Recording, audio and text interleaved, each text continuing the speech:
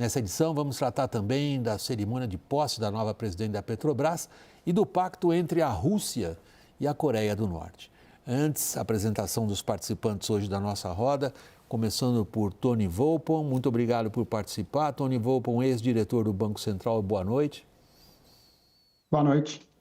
Daniel Rittner em Brasília, meu boa noite também. Thaís, querida, Caio, aqui à minha esquerda, em São Paulo.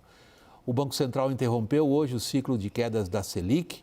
O Comitê de Política Monetária manteve os juros em 10,5% ao ano e a informação mais aguardada,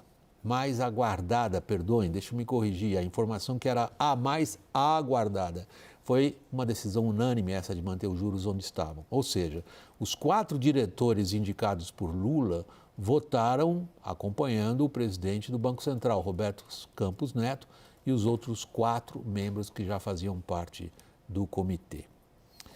Tony Volpon, a pergunta é, como assim juros altos acalmaram o mercado? Eu acho que você acertou, né? Juros altos não é bom para a economia, mas certamente nesse momento onde você teve 4 fatores que foram destacados no comunicado, justificando essa decisão, primeiro, né, as incertezas globais, né, que a gente conhece especialmente Acho que nós perdemos relacionados o Tony, só um momento. Tivemos um problema técnico com a sua transmissão. Eu volto a ele, ao Tony, assim que a gente puder restabelecer o contato. Enquanto isso, temos a Thaís Herédia. Já se recuperou do Prime, Thaís? Já, sempre. Eu já chego aqui feliz da vida. Maravilha, que energia. Você que está trazendo para nós as questões relacionadas à manutenção da taxa de juros em função da inflação. Por favor, Thaís. Vamos lá, acho que é legal a gente dar uma olhada nessa tabelinha que a gente vai colocar aí para vocês, para acompanhar o que foi esse ciclo de cortes dos juros, que começou quando a taxa estava em 13,75% ao ano, começou lá em agosto do ano passado. O Banco Central se reúne a cada 45 dias e, portanto, iniciou essa trajetória de queda dos juros, sempre em meio ponto percentual a partir de agosto. Quando foi maio, diminuiu o ritmo, promoveu uma queda de 0,25 e agora fez esse estacionamento. Então, essa é a linha da trajetória da taxa de juros. A próxima tela que a gente vai ver aqui é uma tela que mostra essa linha azul que está acima, descolada das outras duas, da amarela e da laranja, mostram o descolamento do que a gente chama de inflação implícita, William, que é aquela que está nos contratos dos títulos negociados que estão indexados à inflação e à taxa Selic e que mostra, portanto, esse descolamento a partir de abril. Esse gráfico foi feito para a gente pelo Rafael Figueiredo da Eleven Financial para mostrar onde é que as expectativas de inflação se descolaram. A gente costuma sempre trazer o relatório Focus, que traz a previsão para o IPCA e a gente usa isso como indicador de descolamento das expectativas para a meta de inflação e para o comportamento do IPCA. Mas esse dado é o dado do preço que o mercado realmente está colocando nos ativos que ele negocia, que estão indexados à inflação. Ela já está sendo negociada muito mais perto de 5%, olhando para os anos à frente, do que ela estava no período anterior. Tony, conseguimos restabelecer o contato contigo. Enquanto isso, a Thaís trazia para o nosso público as expectativas manifestadas em alguns gráficos quanto à inflação, acentuando o fato, na intervenção da Thaís, do descolamento das expectativas de inflação. E a minha pergunta a você tinha sido, com ironia, como assim manter os juros altos acalma as pessoas? Como eu estava dizendo, né, juros altos não agrada ninguém, mas ele tem, né, essa pausa no ciclo de corte de juros. Tem 4 justificativas que foram dadas no comunicado, como eu tinha dito, né, a questão global, a resiliência da atividade doméstica, que está vindo mais forte do que o cupom esperava, né, elevação das projeções do próprio Banco Central de inflação. Eles apresentaram no comunicado um cenário alternativo, demonstrando que para chegar à meta de inflação em 2025, a taxa de juros terá que ficar nesse patamar durante todo esse período. Então, portanto, e a gente pode ver isso como uma mensuração do custo que todas essas notícias negativas, tanto no campo fiscal como monetário, está tendo na capacidade do Banco Central entregar quedas de juros adicionais. Então, não mudando nada, né, e a gente sabe que essas projeções, obviamente, podem mudar ao longo do tempo, mas não mudando nada, a taxa Selic teria que ficar nesse patamar até o final de 2025. E, finalmente, né, a desancoragem das expectativas como captadas no Focus. E esses 4 elementos foram que levaram o cupom a decidir de maneira unânime, incluindo os 4 membros nomeados pelo governo Lula, a manter a Selic inalterada. Thaís, você já trouxe a inflação, agora tanto você quanto o Tony estão jogando os nossos olhares e, assim, direto na questão política. O que o Tony acabou de dizer agora, por exemplo, Daniel, é que mantidas as condições como elas são e as condições da política como elas são, essa taxa fica por um bom tempo parada onde ela está, Daniel? Pois é, William, e fica mais difícil a partir dessa decisão de hoje em que você tem unanimidade, culpar o inimigo do povo, escolhido pelo PT, pelo Palácio do Planalto, pelo governo, para a manutenção da taxa de juros, porque você teve ali não só uma unanimidade, mas eu destaco, o voto de Gabriel Galípolo, ainda considerado favorito para suceder Roberto Campos Neto na presidência do Banco Central.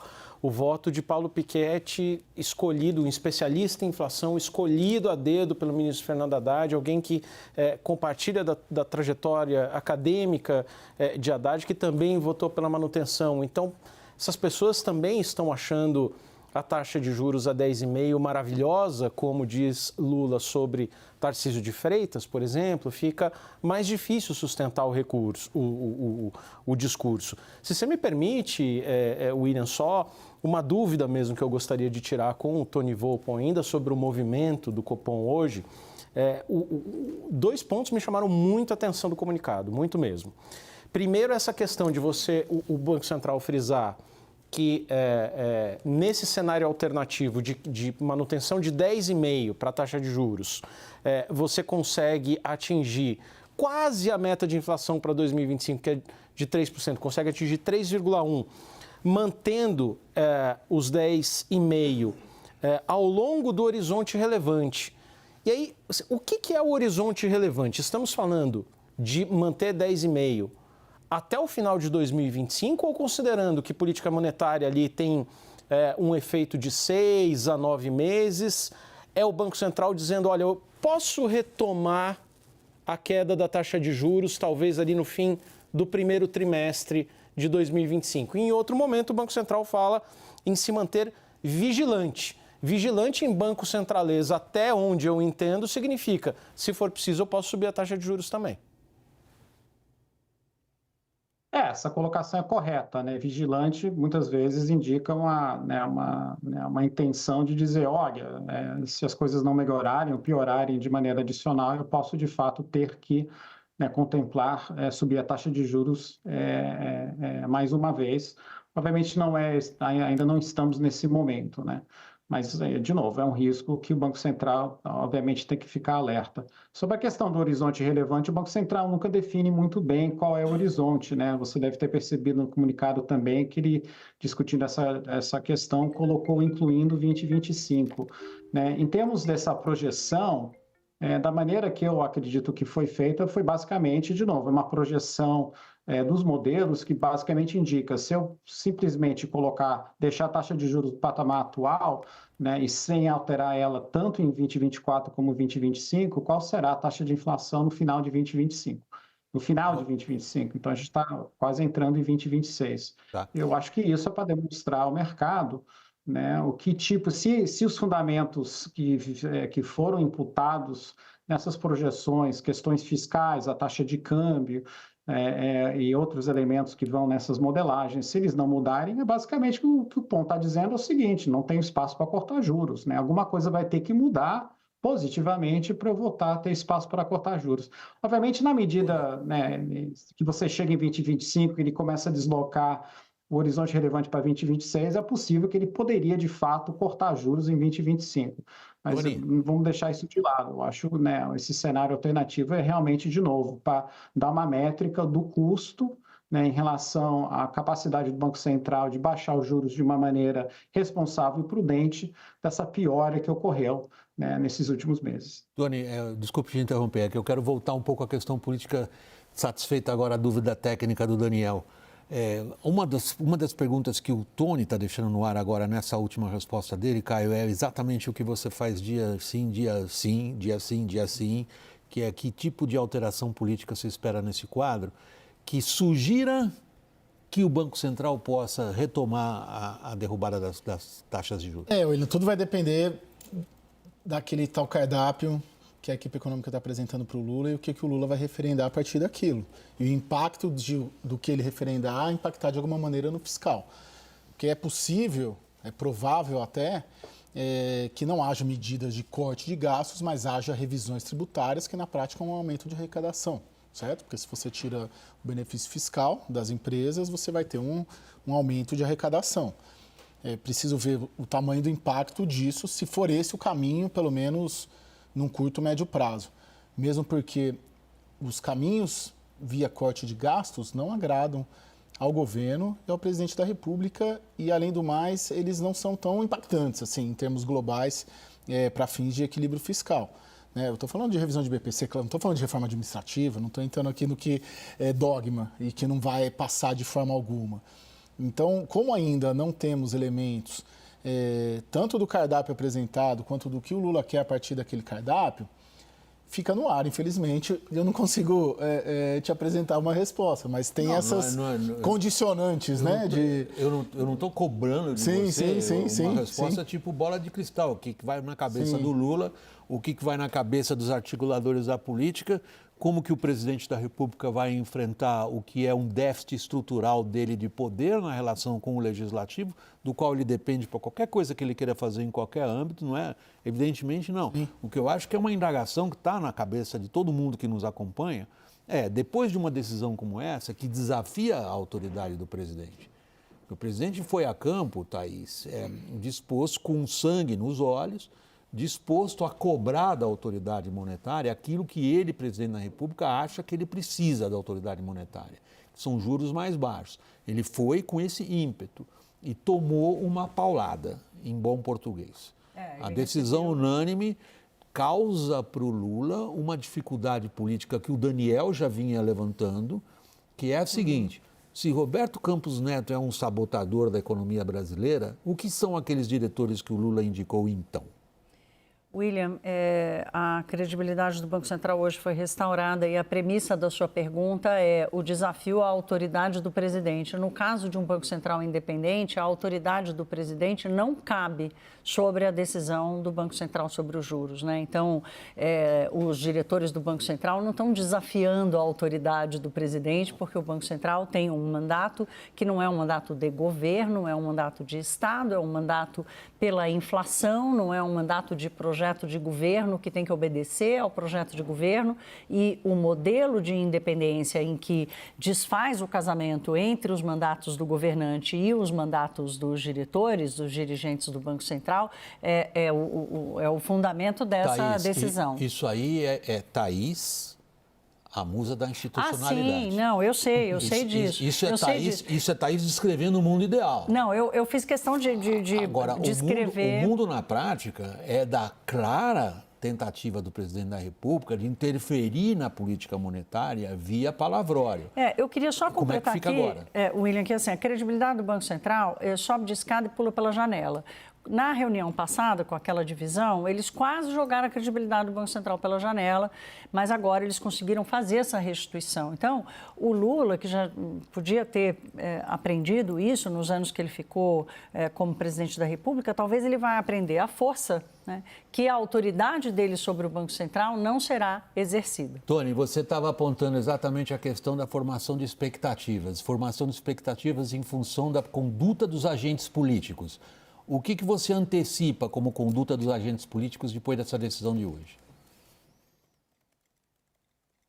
Bom, eu acho que parte do desarranjo que você teve em relação às expectativas da política monetária veio exatamente daquela decisão desastrosa, né, a racha desastrosa que ocorreu no último cupom. Então, é muito bom ver que isso não aconteceu de novo, né?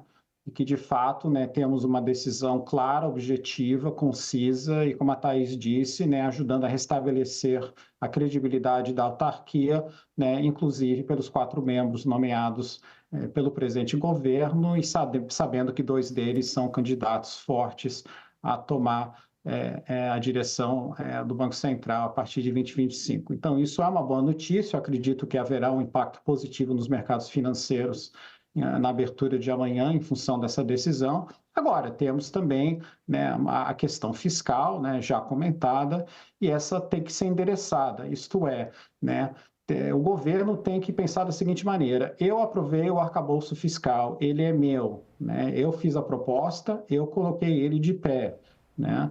Agora eu tenho que dar sustentação a esse arcabouço fiscal, né? A minha trajetória de despesas e arrecadação tem que sustentar essa sistemática que eu mesmo aprovei, né?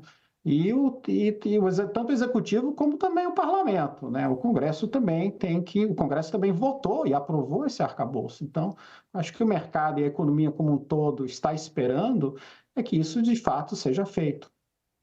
Daniel e Caio, vejam só a repercussão lá fora do que o Banco Central brasileiro fez hoje. Não foi sobre a taxa de juros, foi sobre o PT indo adiante, tentando de alguma forma acossar o presidente do Banco Central. O que isso diz para o investidor? Vai continuar, né, William? Claramente vai continuar e, assim, cada vez que o Lula, pessoalmente, inicia um ataque, é tradicional isso. O resto do PT, o resto do governo vai ali na cola. A gente viu hoje a presidente do PT fazendo live para seguir exatamente no mesmo tipo de retórica de Lula. E é óbvio que esse é um bode expiatório fácil, apesar de ficar um pouco mais complicado ali a narrativa com a unanimidade, com Galípolo, Piketty voltando pela manutenção da taxa de juros, vai ser a desculpa, o bode expiatório para explicar um crescimento mais frágil da economia. Só tem alguns aspectos ali do ajuste nas contas públicas que a gente vê alguns avanços, né? Quer dizer, na semana passada, o grande drama é como que nós vamos encontrar dinheiro para tapar o rombo ali da desoneração da folha. E hoje a gente viu aquilo que a gente falava na semana passada, um cardápio de medidas ali sugerida por Rodrigo Pacheco, isso começou a andar. Refis das multas de agências reguladoras, na CCJ já passou, está pronto para ir para o plenário a legalização dos cassinos de jogos de azar. Então, isso é muito tímido para consertar o problema fiscal, mas pelo menos aquela parte da desoneração da folha tem alguns sinais ali um pouco menos desalentadores do que na semana passada. Caio, quando o Tony respondeu a questão logo agora, instantes atrás, em relação ao que ele antecipa do comportamento dos agentes políticos, imediatamente ele pôs executivo e legislativo no mesmo patamar. Assim, não adianta só olhar para o executivo, a gente tem que olhar para o legislativo também, Tony, senão você me corrige se eu interpretei errado. E o que se espera do Legislativo? Bom, o Legislativo começou a pôr em prática essa agenda ali, o Daniel acabou de citar também, que foi formulada ali pelo Rodrigo Pacheco, mas exige que o Executivo apoie essa agenda. Porque tem muito debate sobre alguns pontos em específicos, né? Muita resistência sobre alguns pontos também específicos e muito apoio. Por exemplo, o Refis, né? Refis, Congresso sempre aprova. Cassino é sempre mais difícil, um pouco polêmico, setores do governo resistem. O que eu acho, assim, em linhas gerais, William, acho que o governo, o Palácio do Planalto, o Lula, quando ele olha esse debate todo que está colocado por agentes de mercado, por economistas, e ele... Por nós. Ele entende, muitas vezes, que esse debate parte de adversários em potencial dele que querem sabotar, sim, o governo dele. E ele tem por base, para ter essa compreensão, as pesquisas de opinião de novo. A pesquisa de opinião de ontem, do Datafolha, ela fortalece essa estratégia do governo, porque ele subiu na popularidade, não é uma popularidade esplêndida, mas é uma popularidade de 50%, 51%. Ele tem a maioria achando que a economia vai melhorar, ele fala, poxa, esses que estão colocando pontos e questões sobre a minha política econômica não estão em acordo com o que a pesquisa está dizendo. E isso fortalece, de certa maneira, essa estratégia de ataque coordenado ao que ele considera os inimigos, dentre os quais o Roberto Campos Neto. A nossa musa da institucionalidade, Thaís, cabem mais ou menos 45 segundos para amarrar essa discussão, tentando fornecer a seguinte manchete, que não sei se o Tony vai estar de acordo com ela. Você aguarda dos agentes políticos uma conduta à altura do desafio da taxa de juros? William, não sei se é o papel deles, né? Talvez não seja o papel deles apoiar essa institucionalidade, não agora, porque a economia está indo bem, mas o dólar já está alcançando 5,50. Isso baixa em popularidade de qualquer governante. Eu acho que o Banco Central conseguiu se colocar numa posição de proteção, de blindagem. Ela não vai durar muito, ela vai impor custos à decisão que o Lula vai ter que tomar para a mudança da direção, vai impor custos ao Partido dos Trabalhadores, e a gente vai entender ao longo das próximas semanas e provavelmente das próximas reuniões do Copom o que eles aprenderam e o que eles não querem aprender. Obrigado, Thaís. Tony Volpon, começando por você, muito obrigado pela disposição de participar do nosso programa. Boa noite, Tony. Boa noite, obrigado a todos. A gente vai para o intervalo, Daniel, Thaís e Caio. Na volta, a posse de Magda Chambriard como presidente da Petrobras. Até já.